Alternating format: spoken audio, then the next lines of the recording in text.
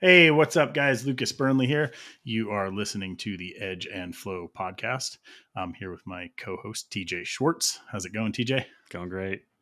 All Looking right, forward to man. it. So today's a fun one.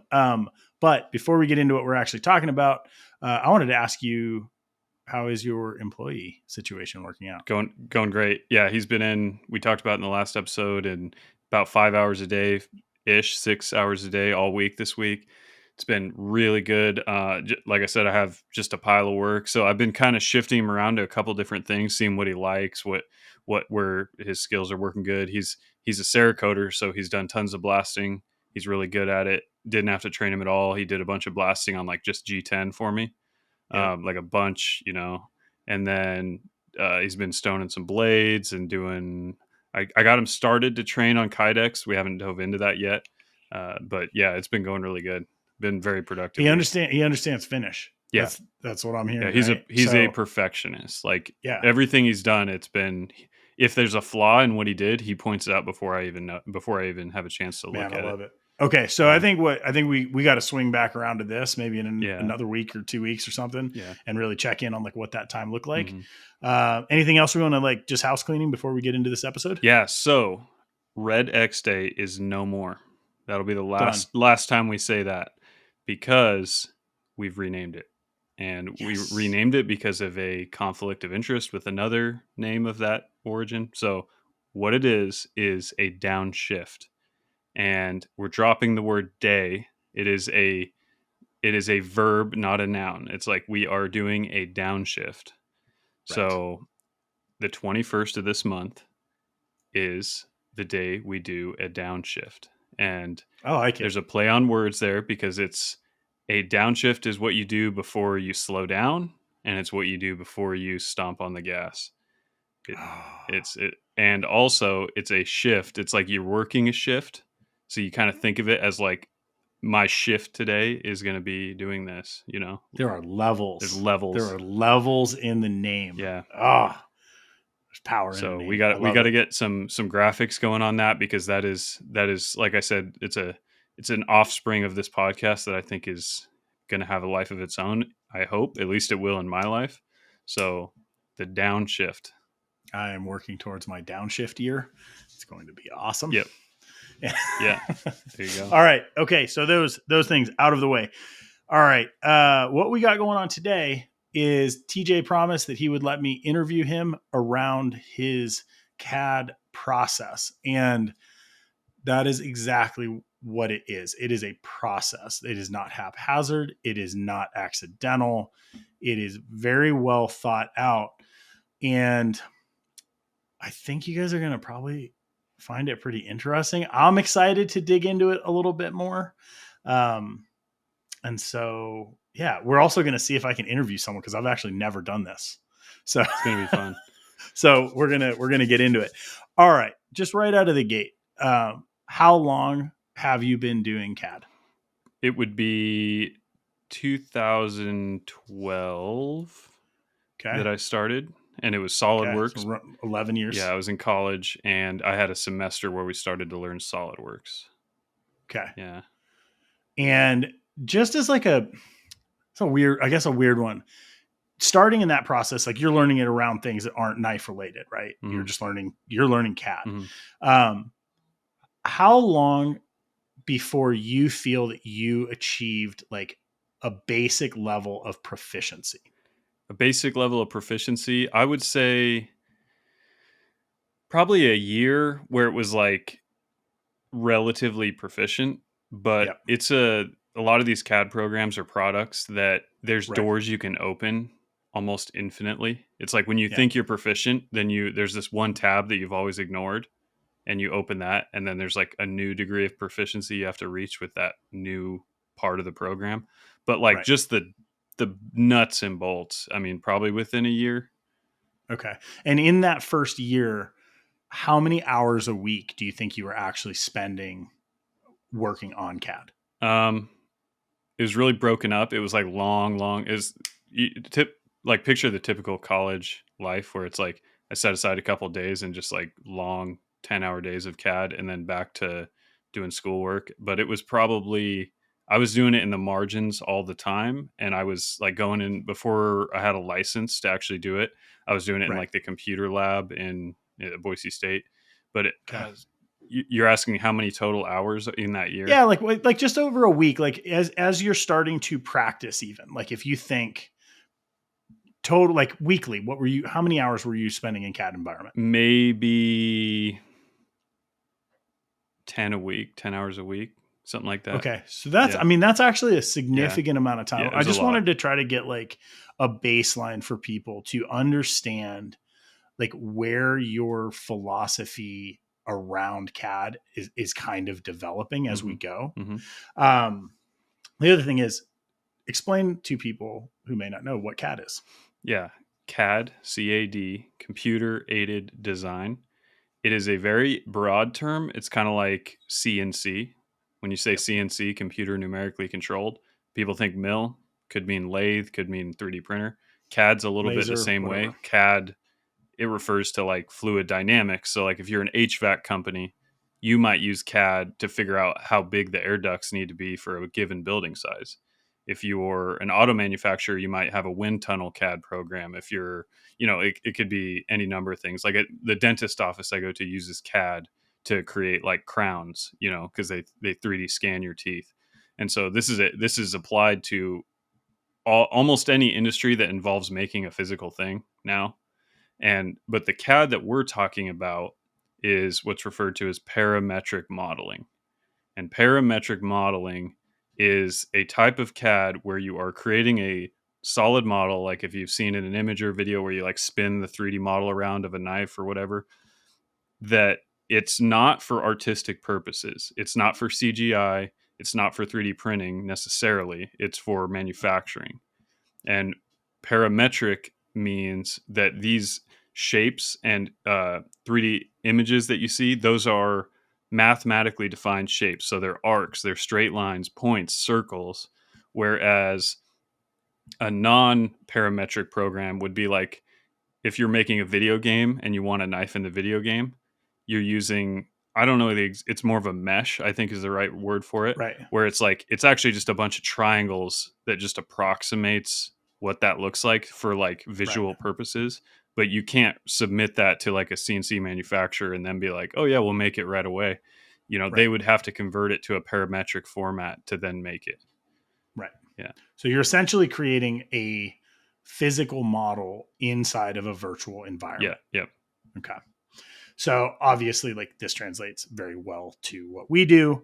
And you actually touched on a great point, which is because CAD is so kind of broad spectrum. One of the things that we're going to really dig into again is around your process, which it's it's the first time that I've run into a progression like yours. So if you're really familiar with CAD and maybe this exists outside of, or maybe the way that you're working is like uh, a learned like process around like engineering. I'm very curious to hear that because to me, it was super unique. Um, all right, where do we go after this, man? Oh, the other thing I guess is I'm gonna actually ask for your help here Mhm. because your understanding of CAD compared to mine, there's questions that I probably am not going to know to ask. Mm. So if you see anything that you really want to expand on, or like you think that I'm like missing, Okay. please chime in One and one ask the one question. quick aside, just a metaphor I've given for what I just described. If you have any familiarity with like Adobe products, there's good like parallels I can draw. So if you've done like graphic design, Photoshop, right? So like a JPEG image is just pixels. If you stretch it out, you get big pixels, and it just looks like Yep. crap. Yep. That is the same thing as like a mesh. So like these Yep. programs that are making mesh files that are for visual only, that's like a JPEG. Parametric is like the equivalent of a vector file that it's actually defined in terms of like paths. And so when you stretch it, there's not actually a loss of like there's no consequences there. Right. It's all informational. Actually Yeah. scales. Yeah. And so that's like just as an introduction to CAD, I've told people that like think of parametric as a vector if you're used to like graphic design. Great analogy. that makes a lot of sense. All right, man. Well, let's kind of dig into it. So just as like a little background of where I started to experience the way that you work in CAD versus the way that I was working in CAD was it a year or 2 years ago that I came to you and asked if you would tutor me in Fusion 360. Okay. At that point, you actually hadn't worked in Fusion 360. Yeah, barely. Mm-hmm. Okay. So this is like the first thing I want to touch on, which is nuts to me. So I come to you and I'm like, hey, I really want to learn this software. I guess I say thanks, but it operates in a way that I'm unfamiliar with. I'm coming from Rhino, right? Which is not solid modeling. You can achieve like the same results, but I wasn't using it as that. I was doing primarily 2-dimensional CAD, right? Mm-hmm. And then building my kind of like 2.5D inside of CAM for the things that I was machining. Mm-hmm. So I see the power of Fusion 360. It's super user friendly. It's got all these like really neat tools. And I realized like, okay, this is where I need to go. Mm-hmm. You at this point are working fully in SolidWorks. The only nuance to that is when I do my machine programming. So Yep. that's referred to as CAM, computer aided machining. I Yep. use Fusion for CAM, and I use Fusion to design fixtures. But when I design a knife, like when I'm artistically starting to design a knife, I use SolidWorks. This is current. What about back when we first started talking about Fusion versus When we first started, SolidWorks? I basically was ready to completely jump ship and go all. I was SolidWorks for years, for almost a decade, Yep. and I was Okay. ready when we started talking. You calling me and asking me to help you with like a transition to Fusion, I took as like the final straw. That was like I'm finally going to jump ship and go to all Right. Fusion. And I think that's the right move in a lot of cases. I think Fusion has more to offer in many ways. But I Yep. got into a position after whatever it's been, a year, 18 months, where I realized there are a couple of weaknesses that Fusion has that I don't want to live with because I know the alternative that SolidWorks has. It has some powerful features that I think are superior, but Okay. it's got SolidWorks has more weaknesses, but there's a couple strengths that I can't put away. Like I need them. Okay. I want to go back into that, but Mm-hmm. I want to swing back around to it once we kind of dig into your process a little Mm-hmm. bit. Okay. So, like overall in the time that we spent together, the biggest takeaway I think that I had was the concept of a robust model. Mm-hmm. This is something that I had never really thought of, right? Like I go into CAD and I start drawing and I like draw the part. You kind of exploded that for me. Like I can't unsee it. Okay. So if we're going to start to talk about the idea of what a robust CAD model means to you, like where is our starting point? Like Mm-hmm. where does that foundational principle begin for you? And where did you first encounter it? So where it begins is the phrase "the process is the product," because it perfectly works for this. Yeah. But But that didn't exist around this yeah, arbitrary point in the past. yeah, right. Okay. But yeah, so they like when I had this instructor, he was an adjunct professor, so he wasn't a professor; he was actually an engineer, Okay. and he was coming in just to teach this one class. And he was a smart guy, and he would kind of go on about this, about like setting up models to be robust. And just because you have two models where if you look at them and roll them around, even if the model what you're looking at is identical, one can be totally broken and one can be perfect and they look the same. Right. And that's like and so having the structure of how it was designed in CAD matters, right? It matters a lot as far as how functional this model is going to be. And he was mentioning that, but it didn't stick until I had a couple years of experience and realizing like what makes these models hard to come back to. Like let's say I want to dig back into a model, or let's say I decide the blade is too short, it's whatever, I need to change it. If I did it wrong, or if I had like questionable approaches to modeling it, then doing anything to change stuff becomes problematic. Like things break, the program starts to scream at you, like you get errors. Like anybody that's used CAD long enough knows like how frustrating it is when you try to change something and it just totally barks at you and just crashes. Like, I mean, the program stays open, but like the whole model, your whole timeline goes red. Like everything's just broken and you don't know how to fix it. Knowing with enough experience, you'll know why that was happening and what led to that. And so having a robust model where from the very first sketch that you do, you have it set up to be ready to change, if that makes sense. Makes total sense.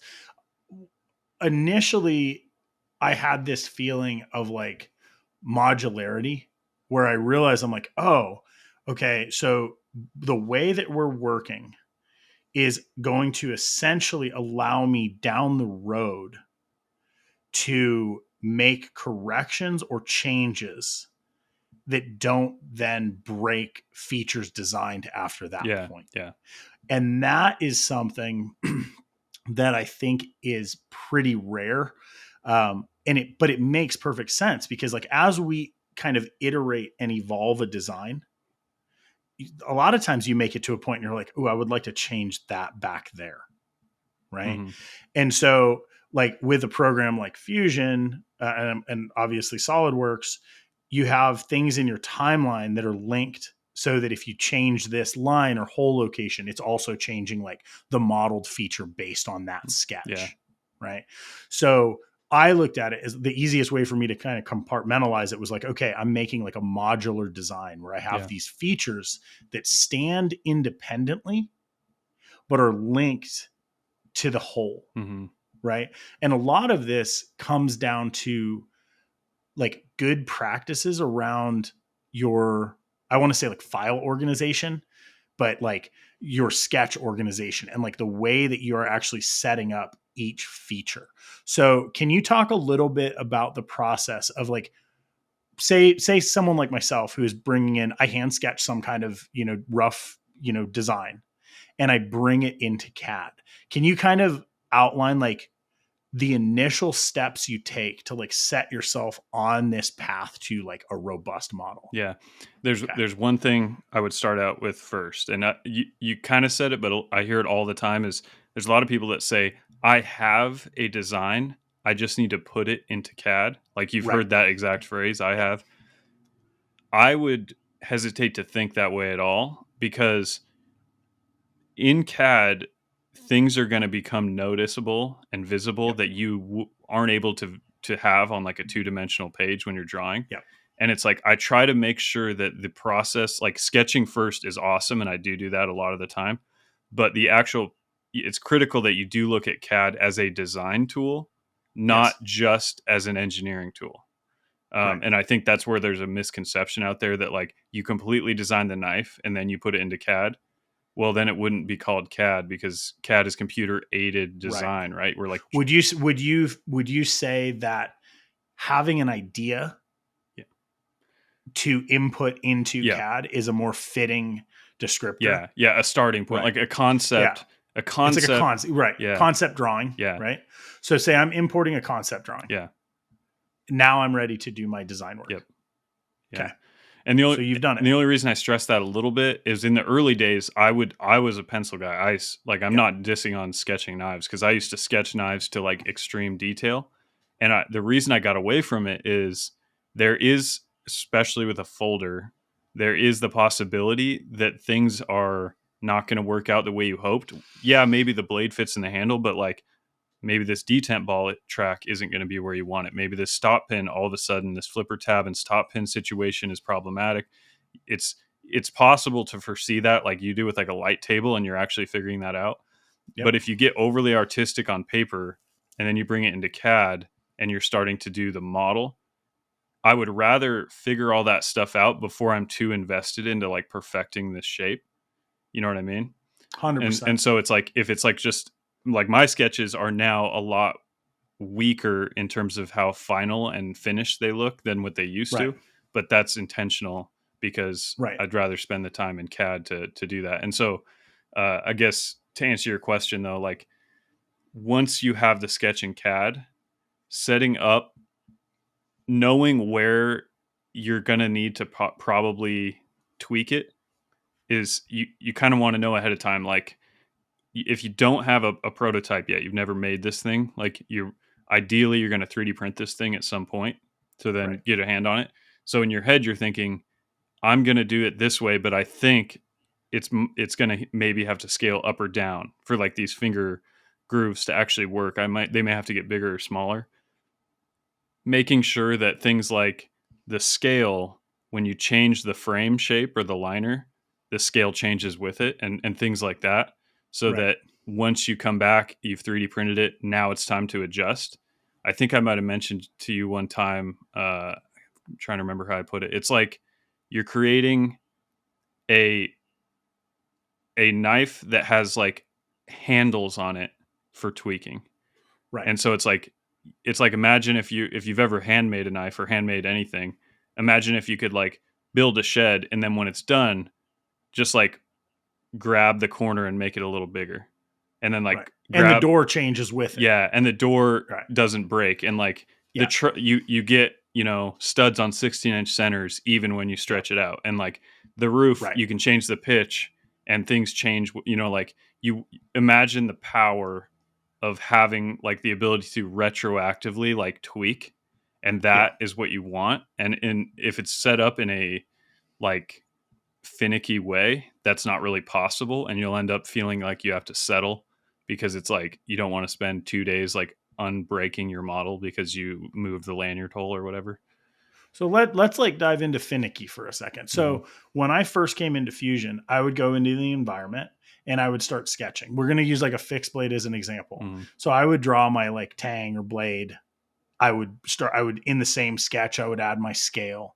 I would add all my hole locations just on top of that. And that was like right out of the gate, a habit that you broke me of, right? Hmm. Because you're like, those things they're all separate, Hmm. right? So when you think of a finicky model, are there really specific things that kind of like come to mind So in from a setup So process? a couple things, especially in Fusion.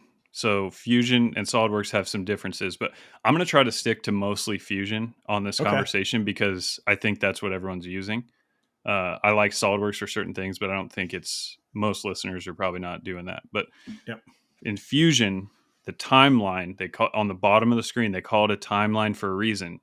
It is a literal timeline. It's chronological. So one thing to keep in mind is if you sketch something and you don't really like it and something's weird about it, you don't go and then create another timeline item to modify it. So like a mistake I made early on would be like, let's say I make an outline of the scale. Then I use an extrude function to make it 1/8 of an inch thick. And then I get down the road, right? I get like a day into the design and I think, that scale, that liner, whatever is 125 thick. I'd rather it be 3/8 or 3/16 thick.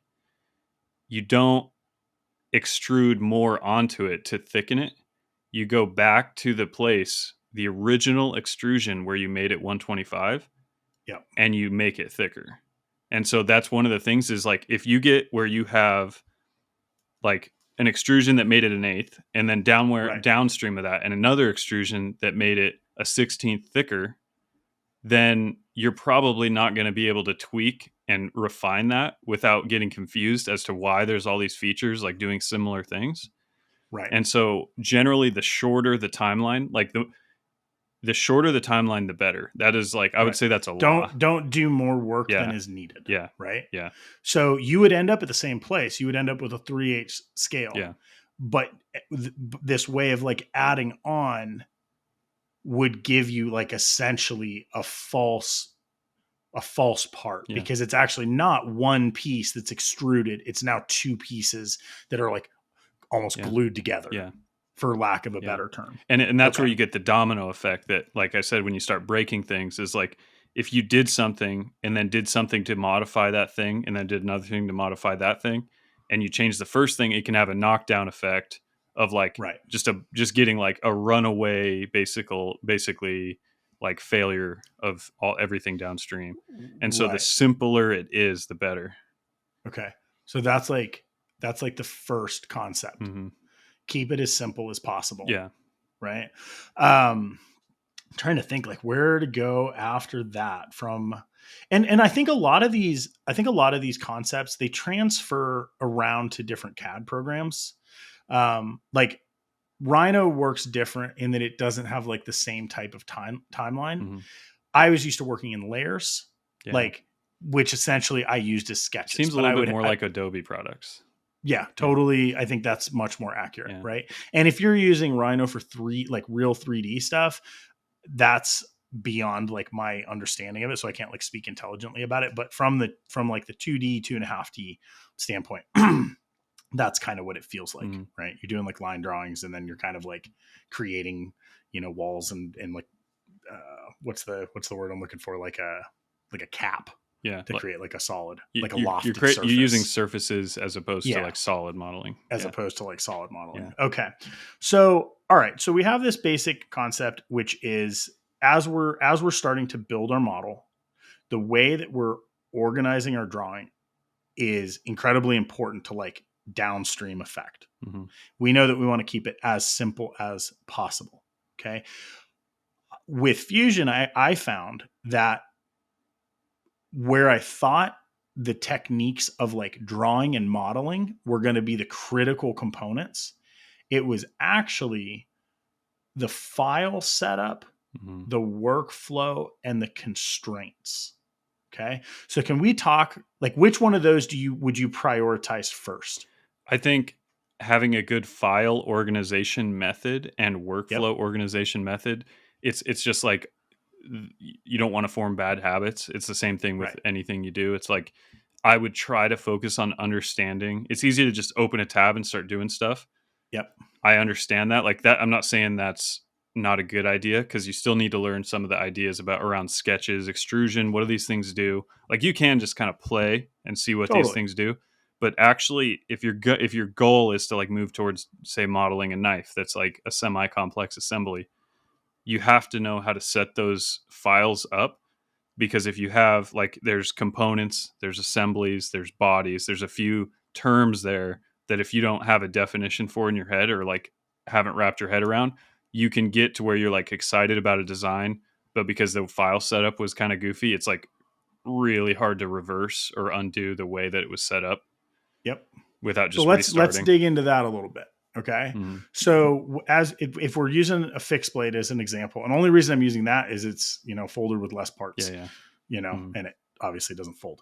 What's your file setup when you start sketching? So with a fixed blade, you have your hardware components, but mainly you've just got the tang and your two scales. I'm just going to keep it basic just for this conversation. If you in Fusion, you want each of those things to be its own component. Now, component and body are two different things. So a body is a solid element in the design space, but a component can be comprised of multiple bodies. Now, let me explain. So if you had let's say you're designing a knife and you want to put a ball bearing in it, and it was like a cage ball bearing, that cage ball bearing for this purpose, you would probably design it as a component that has like 12 bodies because it's got all these little balls, it's got the cage, but it's a component, right? Right. And so when you design a knife, you don't want it to be set up that way. You want the scales to each be a component and the tang to be a component. You don't want the whole knife to be a component made up of these different bodies. Now, hopefully that's not hard to follow, but anything that you plan on making as its own part needs to be a component. And then when you have multiple components in a file, it's an assembly. So multiple bodies can be in a component. Multiple components by default makes an assembly. Right. So if you're planning, like I'm not planning on making each individual ball bearing. So that all is going to be one component of bodies. Right. I am planning on making the what scales. about two sets of scales, right? So you have two scales. That's not one component. Those are two individual two different components. A left and a right. Yeah. Right. Okay. Mm-hmm. So when you start, with a fixed blade, you start with the tang, Mm-hmm. right? So you're going in and you're creating a sketch around the concept of a tang. So we're talking the profile shape of the knife. Yeah. Okay. What information do you include in that tang? So when I want to have a outside perimeter sketch, and you can put the hole, like I have on my fixed blades, 3 holes, 1/4 inch holes in the handle of the knife. I would say it's probably fair and good to have the holes for the tang in the first sketch. So your like very first item on the entire timeline is a sketch where you're doing the perimeter of the shape of the knife. So let's say you have your actual hand drawn sketch like imported and you're tracing that, or you're like Mm-hmm. roughly basing it on that. That's your first sketch. And then you can have the holes if you would like. And I tend to do that. Or you can have the second sketch be the holes, and you're cutting through the original extrusion. And Right. and I would say both of those two ways would be, I could see why you would do it either way, and I don't think it would matter that much. I think so. Relating this to making things completely by hand, which is kind of how I've interacted or understood CAD up to this point. For me, it makes sense to do the holes in the initial sketch. I Right? think that's what I almost always what do. it doesn't make sense for me to do is something like maybe like jimping or like Yeah. some detail that I'm thinking about Yeah. adding later. Yeah. Or that may change, or the location may change. And so this basic concept is like allowing each component to only have its like true information, Yeah. like the true necessary information that makes that component. And I will say, let me nuance what I said earlier, because I said make everything, the shorter the timeline, the better. Yeah. That's a general law, but there's what you just touched on is an important point, and that is you don't want every piece of information about that knife in one single sketch, because from a file management standpoint, like you said, if you had the jimping in there, if you had the holes, if you had like a bunch of radius, like if that first sketch gets too busy, it's harder to adjust, right? Because it becomes more likely to break that initial sketch if it's like just overloaded with info.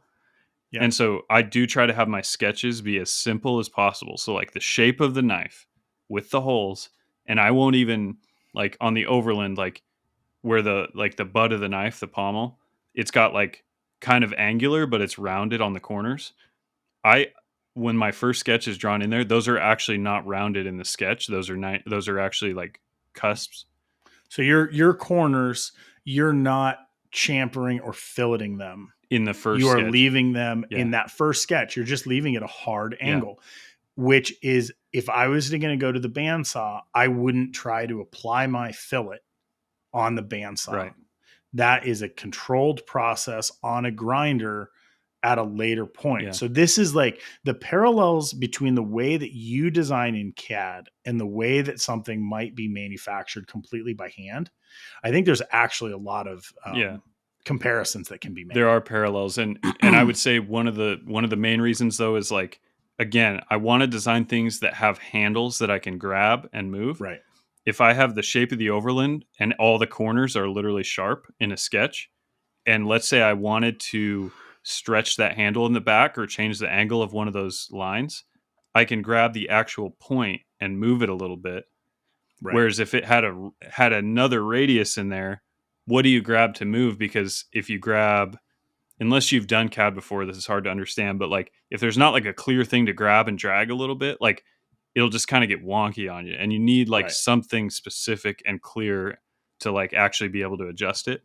And so don't make your sketches simple enough that you can look at it and say, I can click and move here, I can drag this. And if you have, like I said, jimping, fillets, and all this other stuff going on, it's more likely to get just troublesome. Right. That makes perfect sense. So, okay. So basically, I'm trying to think kind of as far as like where we're taking that. So you're not adding your fillets. That's like a really, really important kind of detail, because it tells where the level of work or like how far into the design you're actually going before you create a solid model. Mm-hmm. Okay. So super interesting. So that's your first component, right? This also works, uh, relating it to making something by hand, because you're probably not going to start with the scales first. Mm-hmm. You're going to start with the primary component. So if it's a Yeah. folder, you're starting with the blade and the liners or frame. Or a fixed blade, you're starting with the tang, and then you're building the Yeah. rest of the knife around that usually. So, okay, you have component one, you have a sketch tied to this component. It is now robust because you can go back to the sketch and modify the body, Yep. essentially. Yep. Okay. So this process now, is it just like rinse and repeat, right? Moving into a scale. So with the scale, there's a difference. So with Okay. there is a parent geometry, like two words, a parent. If you have the tang in a fixed blade, I use as the parent, and that's what you were Okay. just describing. It's just like you'd hand make a knife, you'd make the tang, you would put like a rectangular piece of G10 on there, epoxied on or whatever, and then you're grinding the G10 to match the tang. Right. You know what I mean? Like the tang is the driver. It's That's the profile. yeah, and so that's what I do. So I have the tang, right? And I only take it so far. So I get it like roughly a silhouette that I like. And then I create a new component that is the left side scale because I'm looking at it from the show side. And I don't ever mess with the right side scale until the design is almost completely done, because there's no reason to like try to keep up on the right hand side or try to get it where you want it. When you on a fixed blade, it is symmetrical enough that I'm just going to mirror this when I'm done, kind of thing. But Right. I create a component and bring it in, and I create that new component. The first sketch on the timeline is a series of projections where I'm stealing the geometry. The actual tool in Fusion is called a projection tool. I'm stealing the geometry from the parent, which is the tang, Yep. and I'm using that to drive the shape of the scale. Right. And they're two separate components, but they can steal geometry from each other. So Right. when I change the overland, like the tang, if I pull on like the pommel and then refresh the screen, refresh the program, it's going to also change the scale to match. Right. And that's the goal, because I don't want to have to manually like do a circular thing. Right. So this is tying back into this idea of robust, right? Which is, if you make a change upstream, Mm, it changes the parts yeah. downstream, right? You could very easily just go in and draw a scale on top of you could leave your sketch up for your tang, and you could draw a scale on top of that. Mm-hmm. Okay. Which is probably what I would have done. The ability to actually use that geometry to drive your next sketch as it progresses through a knife Mm-hmm. is where it starts to be like very, very strong. Yeah. Yeah. Right. Okay. So same thing with this. So you're creating something like a scale. You have this sketch. You've projected your hole locations, Mm-hmm. and and then essentially used, say you're doing something like offset scale, like on the overland, you're using the projection to offset from and to create Yeah. the scale shape. Yeah. Now the beauty is, just like if the tang shape changes, if you want to move your screw holes or your lanyard holes, you don't do that in the scale. Well, I guess if they're linked back and forth, you can, right? No, it's one But way. you One would, way. it's one way. So there's great point. You go back to your tang, Mm-hmm. you move those hole locations, it updates the hole Yeah. locations in your scale. Yep. Okay. These are the kind of things that like accidentally happen in CAD, like working in Rhino often, where you're like, oh, you just didn't know. I forgot to lock something and I like nudged it. Yeah. And I go and machine something and I'm like, why don't they line up? Mm-hmm. You're creating redundancy in like the solidity and like, I guess, security of the model. Yeah. Yeah. It's harder to actually make a human error. Yeah. Yeah. Okay. That's right. So from this point, you've got all this geometry kind of passed through, projected in, and now some new geometry in the scale. Now you're going to go through and you're going to basically extrude that again. Mm-hmm. Okay. You're only working on one side. You're working on the left side. you do the same thing when you do the tang, right? Like, which this is where it starts to kind of shift away from how you make something by hand. Because in general, you're modeling like half tang thickness. Mm-hmm. Because as we get further into the design and you add more and more detail, you're not wanting to have to do that work twice on both sides of the knife. Is that correct? So one thing to kind of wrap your head around with something like fusion is you have the ability to time travel. So when you're Literally. in your shop making a knife, you don't have the ability to time travel. So you have to do the things that need to be done chronologically, perfectly every time in the physical world. But in this, you don't. So what you were just explaining is like, if I'm making a fixed blade and I'm actually going to model the bevels, I'm going to have chamfers, I'm going to have things that need mirrored that are going to be on the opposite side as well. So the overland is 140 thou thick. The first extrusion I would do from that initial sketch would be 70 thou thick. That's half of the overland.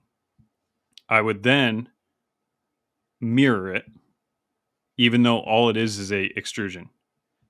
But I would remember everything that I am doing on the front side that I also want on the back side. I will scroll back in time to before I mirrored it and do it. And then I can scroll back forward to see the results. It So is wild. So you don't have to, like, I can do the bevels as the last thing in days of work. I don't do that, but like I could have the bevel be the very last step. All I would have to do is scroll back to before I did the mirror, put the bevel on that side, and then scroll forward again, and it all is good. So it's like I can go and do other stuff. Like I don't have to think chronologically, and I'm not bound to that. So all you have to remember is like setting it up as a half extrusion and a mirror as the very first step, like it's the third thing in the timeline, gives you the ability to only have one mirror in the whole model because that one mirror is doing it. Right. So you do that directly. So for some reason, I thought that was like further downstream. Well, the less robust way to do it would be to make it 140, do a bevel, mirror the bevel with a feature mirror, then do a chamfer, mirror that, then do whatever else you have fuller, and then mirror that. And then you have all these mirrors and you don't know which one's going to which. But if you have one mirror in the timeline and everything before that mirror is stuff that you know is going to be on both sides and everything after is something only on one side, like my logo or something. So there's like a law right there, right? Which is we're going back to this, like, don't do more work than needed. Mm-hmm. But you're also now creating this idea of only do the work that is necessary to a point. Mm-hmm. Because you're saying that, like, yeah, like obviously this is going to need to be mirrored, but once you have your perimeter shape and your basic extrusion on a knife that is going to be symmetrical, we know that everything from that point is going to be mirrored. If you scroll back again, you'll see the mirror in the timeline. It says it's a little triangle that's a mirror emblem. Yeah. If you're looking at your model and you're like, oh, I want to add some feature that's on both sides, so quickly scroll back, do it, scroll back forward to get all your other stuff that you did. And it's like, as long you can, like I said, you have the ability to time travel. You have the ability to go back in time and do something before you mirrored it. You don't have to add another mirror every time you do something that needs mirrored. Just go back in time to before you mirrored it and do it then. You know what I mean? Yeah, makes perfect sense. Yeah. Okay, so at this point, we've got our two main components for essentially, you got your tang and your first scale. Mm-hmm. Okay. At what point do you actually start surface modeling, for lack of a better word, and where does that start? So like when you start to actually like sculpt or contour or remove material from these extrusions, where is your starting point? So this is a great point. This is where we really get into the nuts and bolts of SolidWorks versus Fusion, and this is where these CAD programs come alive in a sense, because extrusions, chamfers, holes, like this is stuff you can just quickly do on YouTube. Like it's kind of it's the generic Fusion-y stuff. Well, when I model my scales on, say, a fixed blade, there's two ways to do it. There's two ways really to model anything. The first one is solid modeling, which is like you're talking about, where you extrude it. You take your perimeter sketch of your scale, you extrude it to like whatever, 1/4 inch thick or whatever. And then you start chamfering it. You start like taking slots out of it. You start putting counter bores in it. You start doing things that like remove material as if you're sculpting. Right. That is the foundational, like that's usually how everyone starts doing it. The other way that I do a lot nowadays is surface modeling, which is what you were talking a little bit about in Rhino. And that is instead of starting with like a solid block and you're removing material, you are actually designing the surfaces themselves. So like you're creating a prism of surfaces that then become solid when you're finished, rather than starting with a solid block and cutting away. So it's like you're creating a mold cavity that then is going to get filled in. And it's like a hollow vessel. It's a like hollow. You're creating a vessel, yeah. as opposed to starting with a block of wood Yeah. and carving things away. Yeah. It's like, and so this is where SolidWorks is better. I'm going to say that pretty much unequivocally. It has more powerful 3D surface modeling tools. And I'm not the only one to discover that. That's kind of a known thing. And so when I'm trying to do a really organic, like 3D surface, it's just SolidWorks is just the way to do it. And so I can use SolidWorks to create it, and then I can use Fusion to actually machine it. And that's how I do it. And it's a bummer because I'd love it if Fusion was up to speed on that to the degree that I need, but it's just not. It's not there. Yeah. Okay. So at this point, I mean, and again, you're working in SolidWorks, right? So we're kind of talking about Fusion, but up to this point, when you're doing knives, you're in SolidWorks. Mm-hmm. Okay. So this translates back and forth. Mm-hmm. So same question though, right? Which is where do you start? And like process wise, like now you have the extrusions, like where do you start like the surfacing? Yeah. So I'm going to set surface modeling aside. Yep. Because that could be that's a whole different discipline in a lot of ways from what the solid modeling is. So right. Most people starting out, you're just going to want a solid model because that's how you learn the foundations. Fair. So you extrude the scale, right? Then you start using things like fillets. You start using things like chamfers. Those are the very first, most basic things. You could have the shape with a chamfer all the way around. That could be a way to do it, right? And we see a lot of knives that are this. Yeah. Right? It's a flat surface with some type of chamfer. That's your part. Yeah, and maybe you're doing an engraving or a texture, and that's how you're dressing it up. Maybe, it depends on what you're looking for. But if you want to take it to the next level while still solid modeling, you can do what I used to use a lot is what's called the sweep cut. And you can create a sketch that is a path and a sketch that is a profile, and the profile follows the path that you sketched and makes a cut. So you could do like, for example, like if you wanted your handle to be kind of domed, but not like actually a cylinder, you could have that dome kind of curve in one direction or the other or something like that. And so if you look at my design, like the Caligo, you can see it's got kind of scallops that are kind of curved. Those are swept cuts. Those are like scallops made by sweep cut. That wasn't surface modeled. Right. So many different ways to get to the same end.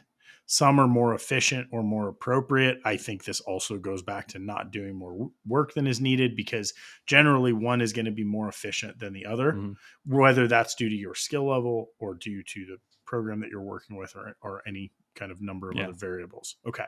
Do you start with scales? Do you start with the blade? Well, the blade doesn't really have much of that. I mean, the bevel. Totally, but you have like bevel, like thinking about beveling, right? So I'm thinking like as we're making this fixed blade, just from a habit standpoint, do you do your basic extrusions and then start working on the scales? Yeah, usually I would say. Okay. And usually I'll get a little ways in and then I'll want the bevel, because once you start to refine the balance and the visuals, it's hard to actually do without a bevel. And so it's usually a little bit later that I actually come back and I'm going to put the bevel in there. Now I'm to the point where, for example, lining up the front of my scale with the plunge and making sure that all is like jives the way I want it.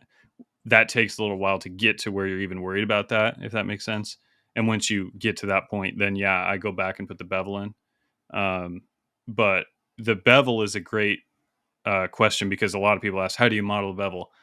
Yeah. There's simple ways to do it that give you the visual impression of a bevel that you can then use for design input, right? So it's like, if you want, Right. just, I need a bevel on that blade so that my brain can see the balance of this knife and make sure it looks right.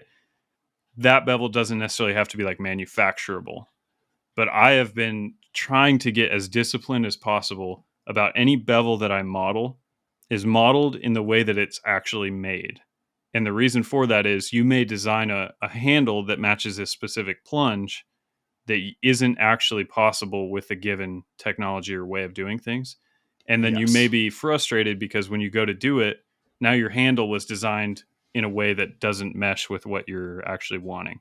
Yeah, I think that's like a very important point. And I think from a kind of a setup standpoint, like a best practice, I do think that if you are planning on making something, when you're doing your CAD, having an eye on how it will actually be manufactured is super Yeah, it's important. critical. Both of us submitting designs to companies for production where we're not involved in the production, this is really important, Mm-hmm. right?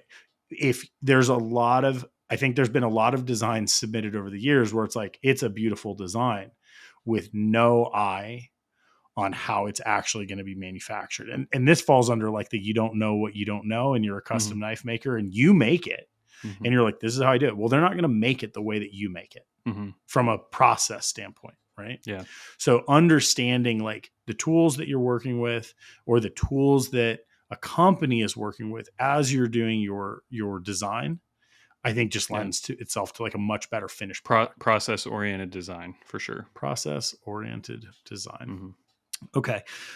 So basically at this point we've got a flat kind of tang. You haven't modeled your bevels yet. It's weird. I actually relate this to blade grinding. Like for a long time, people, everyone's like, how do you grind a blade? Or as a knife maker, you're worried about grinding the blade. At this point, like grinding a blade is like the least of my concerns. Mm-hmm. It is the least of your concerns for modeling. Yeah. It is the like some of the largest of my concern modeling, because Yeah. you're creating offset planes and like sweeps and all this stuff. I'm Mm-hmm. having to remember all of these different elements. I'm having to remember about constraints and like create like little structures to help this process along. And it's complicated. You're at a point where you're just like, oh, okay, I'm time to model the blade. Yep. That work's done. Yep. Right. Yep. So we've got this extrusion. Now you have a modeled scale essentially, because now you've gone and you've done whatever surface modeling, right? Solid or modeling? surface. Okay, Either so way. we'll say solid Yeah. modeling, right? So you've done chamfers, fillets. You've created something that has some cool form, shape to Mm-hmm. it. Okay, but we still at this point we haven't done the things like the details around the tang, or you haven't done chamfers around the tang, or I don't think we've counterbored for screws in the Mm-hmm. scales. Do you group that type of work, or do you just kind of do it when you want to see it? You made a good point. You want as many of the features that the knife is going to have to be in the model as early as possible. Because here's the thing, you can spend a whole lot of time designing a knife without the timeline tree on the bottom getting any longer at all. And this is Right. the huge thing. If you kind of quickly fill out your timeline on the bottom with all the chamfers you're going to want, all the holes you're going to need, all the counterbores you're going to need, don't worry that much about diameters, size of chamfers, offsets, actual diameter and spacing of jimping. Don't get too fussy about that stuff yet. Get the tree filled out with all the features that it's going to have, right? And then it's kind of like I said with the shed, finish it and then push and pull where you want things changed, right? Right. And so for me, it's like my counterbores, all the chamfers, I'm like racing to get all those in there. Like I just go through and like blast through all that stuff because I know generally what it is that's required to make it what I want. Right. But then I come back and then I almost start designing after that, because now it's time to start. How big is the chamfer? Right. What exactly is that radius? Where Yeah. exactly is that hole? Is Yeah. the hole looked right? And here's why you do it this way. Maybe the hole looked right in the positioning, like the lanyard hole per se, but the chamfer of the lanyard hole now interferes with the chamfer around the perimeter. Yeah. You want to know that instantly. Like you want to have it all kind of laid out so that Yeah. you start moving the hole when it's already chamfered. Again, you're going to go back in time, you're going to move the Right. hole, and then you're going to go jump forward again, and everything's going to repopulate, and you're going to see, oh, now my chamfers are where they need to be. Because if you fuss about where that hole is, only to waste that time because the chamfers don't work the way you want, you Right. just wasted time, right? Yeah, you and I had a lot of back and forth on this because I would be like laying out a hole and be like, all right, I'm gonna like type in 1.875. And you're like, don't worry about the size of the hole. Mm-hmm. You're like, put it where you want, like just drag it out, leave Yeah. that hole. We're gonna go resize it later. Yep. Yep. And what was cool about that is I think it actually benefits the creative process because you're not getting mired in these like numerical details and like very kind of like small scale features. You're just able to like do the big iteration. Yeah. All right, I'm gonna like put my holes, boom, boom, boom. Okay. You go being able to go back and modify lets you, it's almost like stream of consciousness in writing. You're like, all right, I'm just gonna like get all of these features. Mm-hmm. One thing I want to like swing back to is from this file management point. Essentially, so you have your components. So since you're not adding all of your details at the same time, anytime you're working on a component, that's where you're going back to add your details, Mm-hmm. right? So if we're adding, counterboard holes to a scale, you're going back to your, scale L sketches. You're adding a sketch to that component. Yeah. Right. This is one of the things I think is really powerful is just, it's like the organization to be like, well, okay, well, I need to modify something on the scale. Where do you go?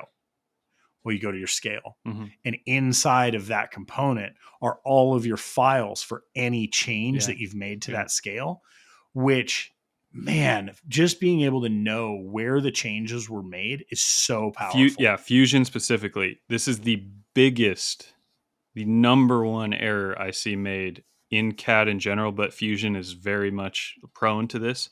Biggest error you can make is to have the timeline be totally populated with all the stuff you did on the blade, all the stuff you did on the scales, all the stuff you did on the pocket clip, all the stuff you did on the bevel. Like if you have one timeline for an entire knife, including all of its parts, and you're sitting there scrolling through it, you did it wrong. I'm going to say that like unequivocally. Each component, the reason they need to be components and not bodies is because a component can have its own timeline. Either the assembly can have a mega timeline that's all everything at once, like a giant spaghetti, or because they're each components, you can activate each one and it'll have its own little timeline. So like if it's like your threaded barrel, that little timeline is gonna be like 3 items. It's like extrude and chamfer. You know what I mean? Like sketch, extrude, chamfer. That's my little threaded barrel. I don't need that like floating around inside of my 3D modeling for my scale. I want that in its own thing. And so like if you can keep those timelines short by dividing them into their respective components, this is what saves you from like the heartache of these complex. If you've done Fusion before and messed around with it, you've probably got to a point where you walk away, you come back a week later and you see your timeline and you're like, oh my gosh, like how do I change this chamfer? I have to scroll like all the way around. I can tell you right now, for like pretty much any fixed blade you can imagine, if the timeline is exceeding the width of the screen and you have to scroll, it's probably not refined. You're probably doing something extraneous, or you're duplicating something, or something's redundant. You know what I mean? Right. Like it should be like a quantifiable, like there's 6 to 15 things down there for every component. You know what I mean? Right. And the cool thing about this is, for the most part, we're dealing with, it's like CNC machining, right? We're working as a knife maker, like you're primarily working with the same materials. You're primarily working with like a lot of the same tool sizes. As I'm learning more about CAD, I realize like, oh, like my toolbox is kind of the same thing. Where I'm really struggling is around like still like with a folder, like the ability to do like mechanical like assemblies and a lot of the actual like either solid or surface modeling, right? And that's just muscle memory. Mhm. You know, I'm not spending 10 hours a week doing it. And a lot of times, like up until now, I've still been defaulting to Rhino because if I need to do something, I know I can like go and do it quickly. And it's incredibly frustrating, but there is a learning curve switching programs. So like one of the areas that I have struggled is around the idea of constraints. Okay. So through this whole process, you're using constraints. Does that hold true for SolidWorks as well? Yeah. Yeah. Okay. So I guess that in most solid modeling, probably CAD, like Mhm. you are dealing with some type of Mhm. constraints. Mhm. Can you just give a little oversight on like how you think of constraints and like the power behind So them? constraints are specific to a sketch. So a lot of actually designing in CAD is 2D. Like you're sketching and you're modifying sketches. That's a huge percentage of it. And inside of a sketch, you can have constraints where it's, for example, if you have 3 holes in the knife that you know are always the same, I've got 3, 1/4 inch diameter holes. It's kind of silly to put a little dimension tool on each one that says 1/4 inch, 1/4 inch, 1/4 inch.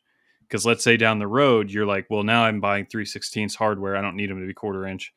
I have to click on this one, change it to 3/16. Click on this one, change it to 3/16. Like, why have 3 definitions of something that you know is always going to be equal? So what you do Right. is you dimension one of them and you constrain the 3 holes to be equal at all times so that when Right. you change the one dimension, it propagates. And it's a efficiency thing, but it's more importantly, it catches errors. Because let's say, for example, I was actually opening those up to 252. Like I wanted them to be 2 thou larger for clearance. How you can't tell visually that you've changed all 3 very easily, right? What if one of them on accident was too small and you Right. used cam and you machined it? It is going to be 2 thou too small. Right. So if you know they're always going to be equal, you should only have to dimension one thing that makes, Right. and then the scale, if you know the holes in the scale are always going to be equal, those are projections of these 3 holes. So by changing one dimension, you're changing the 3 holes on the blade, you're changing the 3 holes on the left handle and the right handle all at once. Right. And that's constraints. And that's just one, is you can set different things to be equal, like 3 circles to be equal, 3 lines to be of equal length.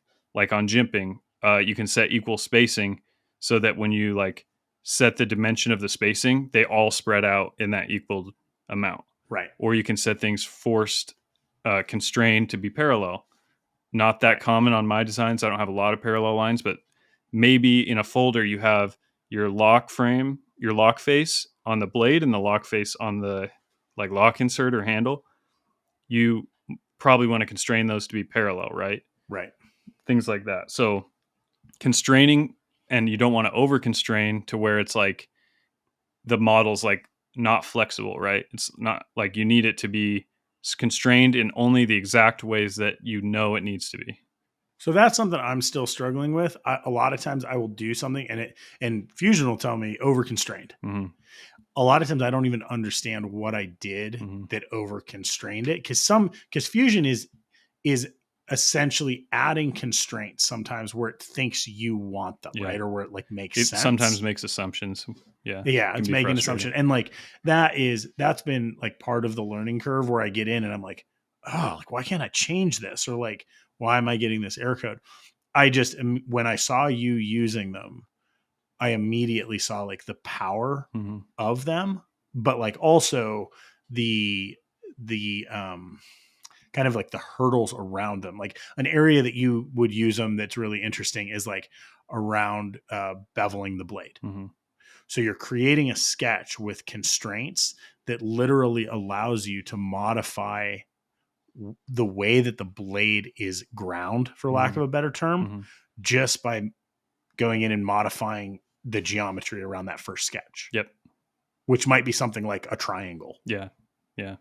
That is crazy, but you do have to have like I think a fairly high level understanding of both constraints and the way that you're using sketches to drive, modeling or features. Yeah. Yeah. Using Right. constraints is you're playing with fire a little bit because you can get into over constrained situations. But I can tell you right now, like as with anything with a computer, it's not going to do anything that actually doesn't make sense. I mean, yeah, sometimes it can have a brain fart, but like generally speaking, it's going to do exactly what you tell it. And you can get constraints going that are confusing sometimes. But it's like, it's one of the things that I just learned. And those are the things that drive people crazy and they want to throw their computer out the window. Yeah. But the odds that the CAD program is making a true error is Right. not zero. Like it does happen, but it's like Right. pretty low. It's probably like, for example, if I wanted to change the diameter of the hole in the scale, but that scale hole is a projection and I go to dimension it, it's going to be like, no, over constrained because that hole is a downstream. The diameter is being collected from that hole that you projected from, right? So if you didn't realize that and you try to dimension it, it's going to give you an error message and you're going to be like, why do I have an error message? It's like, well, Right. you already defined with the hole diameter. You can't do it twice, right? Right. So that's like checking your work or problem solving. Like you're saying, probably not the program having an error. You just have to kind of dig in a little bit and figure out what you did that it doesn't like. Yeah. Yeah. Right. Mm-hmm. Man, it's crazy because I feel like we could probably go on for about 3 hours. Oh, easily. As we're talking, I'm just realizing there's so many little elements and nuances, and we're not even talking, it's like not like you're teaching a class on CAD. You're just talking about like kind of basic principles around the way that you work. Man, it is really, really cool. Is there anything that, so around constraints, are there any like quick and dirty rules or kind of guidelines that you have for someone or for yourself? That's a good question. Honestly, use constraints sparingly, but deliberately when you do. Right. And make sure everything ends up being dimensioned in some way. And this sounds weird, but like the blade length, maybe you're going for a visual look of a balanced blade length. And so you're like, Mm-hmm. I don't really care too much about the dimension. You're just worried about the aesthetic. I get it. That's like, that doesn't mean that it doesn't need dimensioned. So the blade Right. length should be dimensioned. And here's why. If you 3D print one and you're like, oh, it's too short, I'm going to make it a little bit longer. So you just kind of click and drag and then you 3D print it and you're like, well, somewhere in between there is actually what I probably want. It's like, well, what was it before and what is it now? You have no idea. So it's Right. like, if you're like, okay, it was 4 inches, I made it 4 1/4. Let's try 4 1/8. So the dimension just gives you the ability to kind of recall and like have at Yeah. least like an actual numerical value to what you're actually doing. And so like all dimension things where the dimension just like the bevel height, right? How high up it climbs. Mm-hmm. For me, I need room for my logo. I want it to match up with the handle. I want it to be a good balance. It is strictly a visual thing that I'm going for, but I have a dimension on it. So it's like if it seems too high, I can change it by 20 thou, 30 thou, go Yeah. back up, down by Yeah. changing a number as opposed to just dragging it. Because going by eye, it can get messy, I guess. Well, that again, it's just a best practice. Mm-hmm. Like you're better off being able to be precise, even if the precision isn't Yeah. critical from like the quality of the It's part. like the precision versus accuracy conversation. It's like the Totally. number doesn't matter Right. what that actual dimension is, but that doesn't mean it shouldn't be there because you need the accuracy. Right. You need the precision from it, but you You need the don't need it to precision. be accurate, right? Right. Okay. Yeah. Is there anything else that you think is like critical to the way that you design as it relates to CAD? Rapid iteration. Don't be Okay. afraid to 3D print when it's like barely even started. I'll, I'll, 100%. I'll literally do a sketch and I know it's going to be fancy and all this cool stuff. But I'll throw some chamfers on it. I won't even have a bevel on it and I'll 3D print it because I want to have a feedback loop that's the whole idea of 3D printing is rapid prototyping. If you're spending 2 days modeling and you haven't 3D printed yet, I would say if it were me, I would do it differently. I would have a 3D print like every few hours until you have Yes. at least the shape where you want it. And it's like, Yep. I'll have 10 3D prints of a knife. And it's like, I don't even have a pocket clip on the thing. I don't even have Right. like all this stuff. It's like, it's very, very rough when I start 3D This printing. is better, faster. Yeah. This is true. Because I do a similar thing. Like when I was hand sketching, I would do that. I would get to a point and I would cut out a paper, template. Yeah. And then at a point I would just go and I would glue one down to a piece of Lexan. I would cut that out. Yeah. At this point, even when I was working in Rhino, I would get to a point and I would just send it over to the laser and I would laser cut one. Yeah.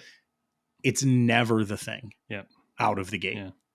You're always making changes. I think that is actually like maybe a fantastic place to like end this one on. Yep. Which is iterate, fail early, quickly. Fail often. Yes. Yeah. Dude, thanks so much. I feel like we really did just brush the surface, but I didn't want to go too far in. And I felt like kind of the stuff that we talked about foundationally set someone on the right path. Even if they're already working in CAD, I think it's like a good lens to kind of like look at and be like, hey, like when I'm doing this, like how do I deal with these problems? How am I creating a robust model? Like where is the redundancy, not from redundancy standpoint, but like from a fail safe standpoint. Mm-hmm. And I just think I think that's like a good intro to the TJ method. Good. Yeah. Well, I appreciate it, man. Thanks for having me on your podcast, Yeah. Anytime. Love to have you back sometime. I would like to know a few things. Do you think there's ever a chance that you would do an online CAD course? I have been kicking around that idea for a long time and I think it's got to happen, but I just don't know when I'd find the time. But yeah, if enough people yell at me, maybe I'll do it. So I don't know. Do you think that us doing lessons and recording it is a viable way of doing that? Or do you think it's easier for you to do it completely solo? That's a great question. Like imagine if you and I did almost like you do a half-hour episode where like I come in, I'm like, all right, I want to like model my knife, and we're doing it, but I'm having to actually ask the questions as I'm learning. We should them. Definitely do that to try it out, to test it. Okay, that would be fun. Even just from like a curriculum builder standpoint. Yeah. Okay. Are there any resources for someone who like is not using CAD that wants to use CAD that you would recommend? If you're not using Fusion 360 yet and you're listening to this and you have any interest in this industry, it needs to be on your computer. You can get, I believe, like a free version, and it's limited, but not in the ways that anything we just discussed. You can do all of that with the free version. Download it, start playing with it, and then YouTube in general is just full of videos. I can't recommend like anyone specifically because I learned on SolidWorks and that was a long time ago. And when I went to Fusion, I felt like I only had to Google certain things, but like the actual muscle memory going from SolidWorks to Fusion was pretty quick. Yeah. So I was impressed. Like you definitely adapted. Well, I didn't really learn Fusion as a beginner would learn Fusion is all I'm saying. Right. So you just changed. Just YouTube it. I would say I could add Titans of CNC. Yeah. Yeah. They have a pretty good John Saunders. Fusion model or like Fusion program in there. Mm-hmm. It's around like machined parts. It's not like anything to do with knife making, but that's not what's critical, right? It's like learning how to be conversational with the program. There's a guy named Lars. Oh yeah. If you look up Lars Fusion 360, his YouTube channel will pop up, and I forget what his last name is, and he's actually a machinist too. So he's got a really good base. And then let's what's a parting question, man? Is there any book that you have read in the last 3 years that you would recommend to anyone? Any book not related to this? Any book? Yeah.